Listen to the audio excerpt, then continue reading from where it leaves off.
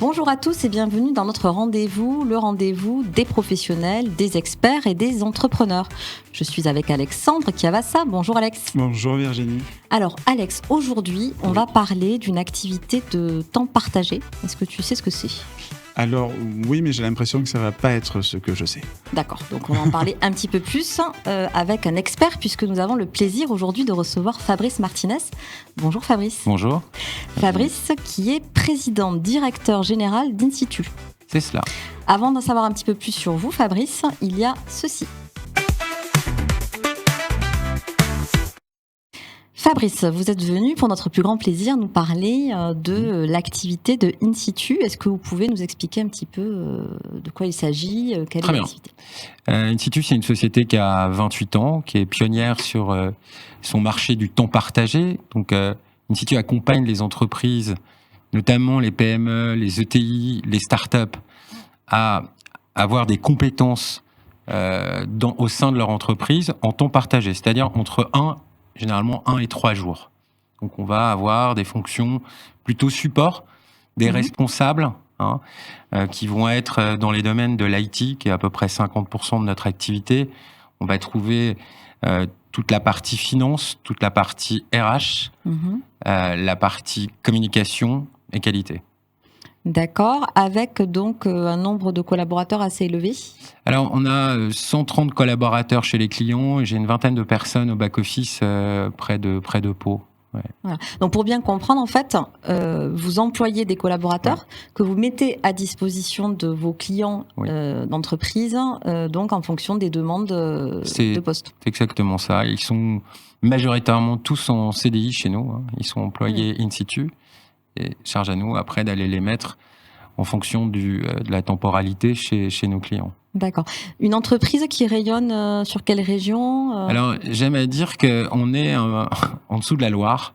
Donc, on va du Grand Ouest jusqu'au Sud-Est, avec donc une grosse implantation aussi au niveau de tout ce qui est Pays Basque, Béarn. On remonte jusqu'au Poitou-Charentes.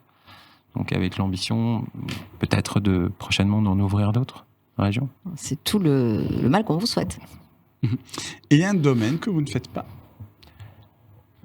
On réfléchit tout le temps à avoir des domaines supplémentaires. Aujourd'hui, moi j'aimerais bien qu'on devienne plus premium avec des sujets qui intéressent nos clients, plutôt sur une partie conseil que serait l'intelligence artificielle, la cybersécurité.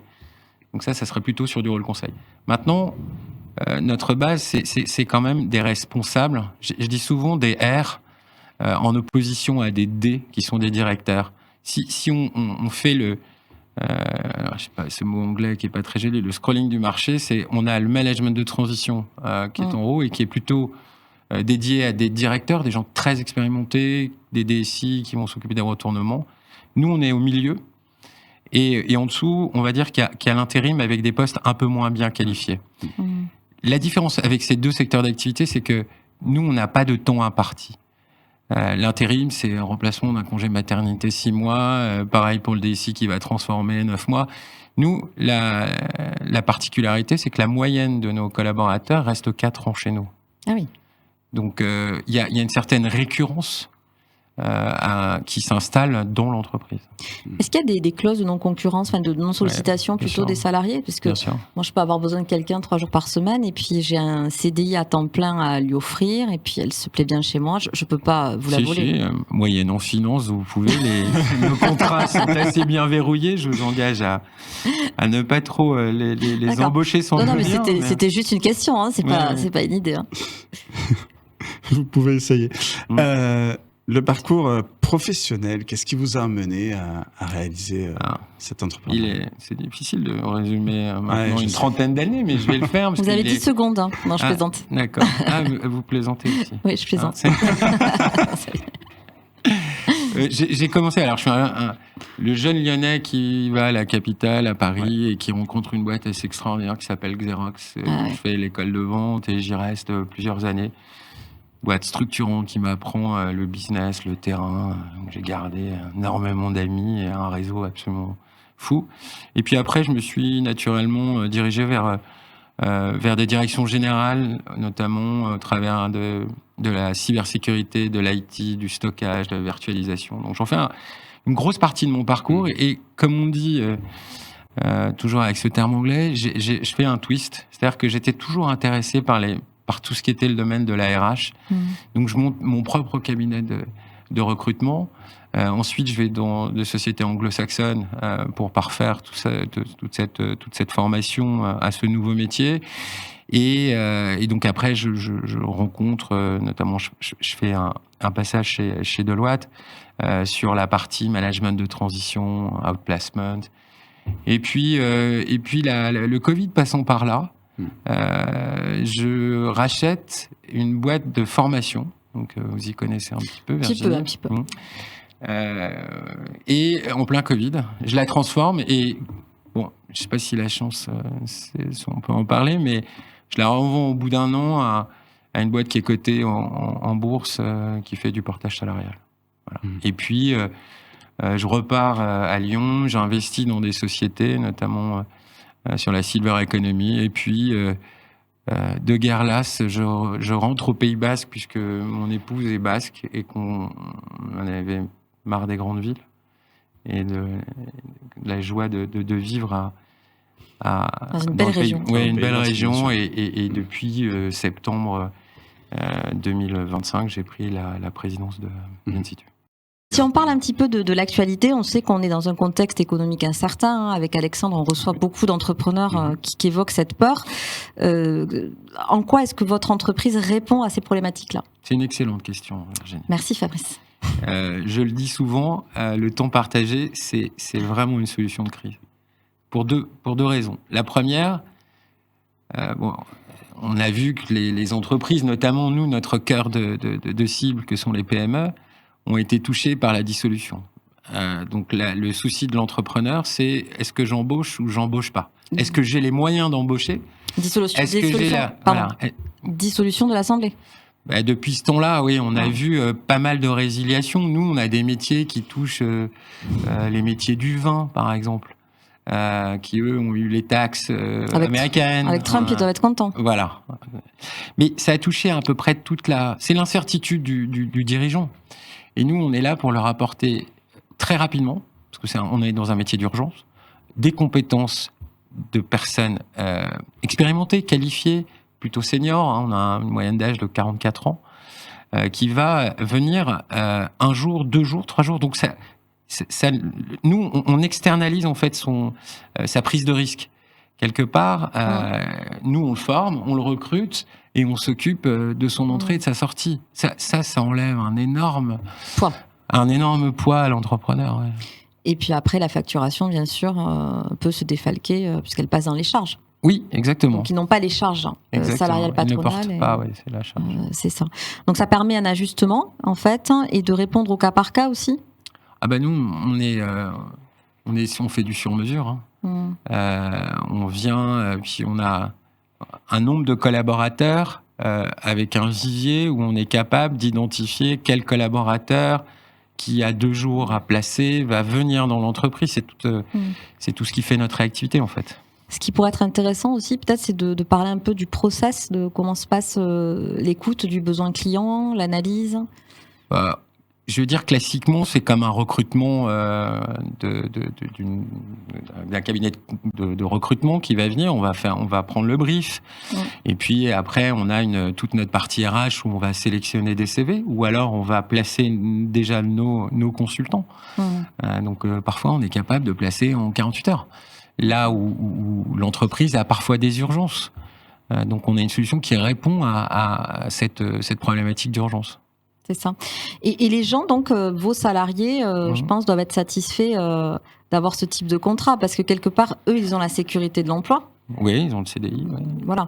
Et en même temps, ils peuvent changer aussi d'entreprise, donc il y a moins de routine, je suppose, pour eux. C'est marrant, parce que quand j'ai fait ma tournée dans les régions, je suis allé voir les collaborateurs, on a fait des after-work, et puis je leur ai dit comment vous êtes venus au temps partagé, et est-ce que vous pourriez maintenant repartir vers un CDI. Il n'y en a pas un qui m'a dit qu'il voulait repartir en CDI. Ouais.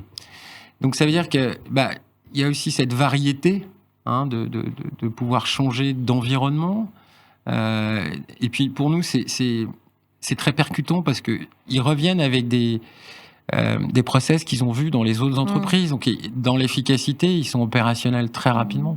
Oui, c'est très enrichissant pour eux de pouvoir développer des process, de les tester peut-être. Oui, et puis il y a la monotonie d'être tout le temps dans la même entreprise. C'est un choix qu'ils ne remettent pas en cause, et bien au contraire. Et à quel moment on fait appel à un temps partagé ? Comme je vous l'expliquais, il y a deux solutions. Soit on n'a pas le budget, c'est-à-dire qu'on a un besoin, je vais prendre un RRH, mais je peux pas le financer sur un mois. Donc je vais le prendre en fonction, et c'est là où les responsables de région chez moi analysent le brief en prenant la charge de travail, on va dire voilà, on pense que ça pour 2 jours par semaine, c'est suffisant pour votre entreprise. Donc ça c'est un des premiers critères. Et puis l'autre critère, je dirais, c'est qu'on n'a peut-être pas du travail à lui donner sur un mois.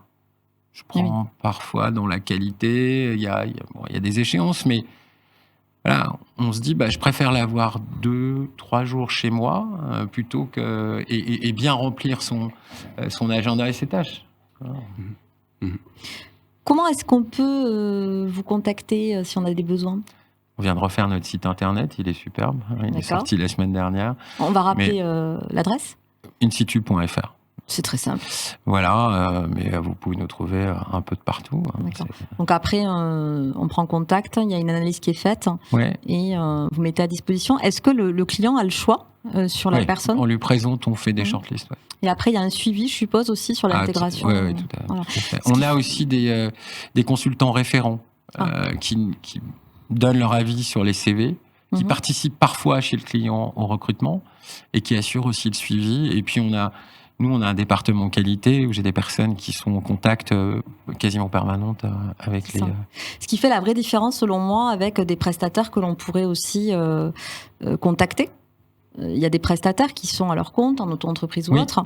La différence, c'est que vous allez faire du sourcing et il y a ce suivi. Il y a ça. On en a des prestataires qui travaillent. Alors, il y a la souplesse du CDI, 2 jours, 3 jours. Donc, ils travaillent 3 jours avec nous. On peut prendre des formateurs, par exemple. Ils vont former. Ils ont 2 jours avec un autre client. Donc, il y a ça. Et il y a de la flexibilité chez eux qui trouvent peut-être pas ailleurs. Avant de passer à la dernière question, on va juste rappeler que donc votre entreprise, c'est 350 entreprises accompagnées, donc en moyenne de 1 à 3 jours par semaine, même si on peut aller au-delà. C'est assez rare. C'est assez rare. Et jusqu'à 150 collaborateurs. Oui, c'est ça. On a bien donné les chiffres clés ? C'est très bien. Bon, c'est bien. On a bien fait notre travail. Vous avez bien travaillé, Virginie. C'est parfait. Alexandre, c'est à toi. La dernière question, ça va être un agenda avec des horaires. Il faut choisir. Il y aura une question mystère. D'accord. Alors, quel rendez-vous Moi, je suis assez à l'aise à 15h. 15h ? Ouais. Pour quelle raison 15h ? Parce que je crois que c'est mon horloge biologique. D'accord. Je l'ai trouvé. Si vous deviez choisir un seul de vos plus beaux voyages qui vous évoque un lien professionnel, que serait-il et pourquoi ? Professionnel, pas personnel. Non, professionnel. Alors, un voyage qui évoque un lien professionnel. Un lien, ça peut être un lien avec une personne, ça peut te faire réfléchir au niveau professionnel. D'abord, je suis un passionné de voyage. Donc je suis en train de réfléchir à celui qui m'a le plus épaté. Je pense que c'est l'Afrique du Sud. J'y étais avec mon père, mes enfants. Être au bout du Cap de Bonne-Espérance avec les 2 océans et se dire qu'il y a Magellan, Vasco de Gama qui ont un peu sué à passer ce cap-là. Je trouve que c'est extraordinaire comme lieu. S'il y en a plusieurs, je peux vous en parler pendant des... On peut refaire une interview que sur les voyages. Celui qui m'a marqué ces dernières années, c'est l'Islande. Moi, je vous conseille de tous y aller. Vous n'êtes pas préparé à voir ce que vous allez voir. Vous arrivez sur la Lune avec des décors incroyables. Et au niveau professionnel, vous avez été amené à voyager aussi ? À un moment de ma carrière, je voyageais plus de 120 jours par an.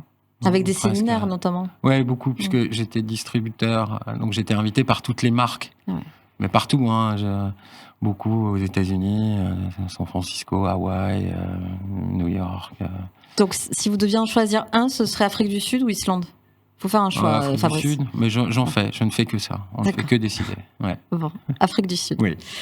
Très bien, mais on va en rester là pour aujourd'hui. Merci beaucoup, Fabrice, d'avoir répondu à notre invitation. C'est moi. Merci à toi, Alex. Avec plaisir.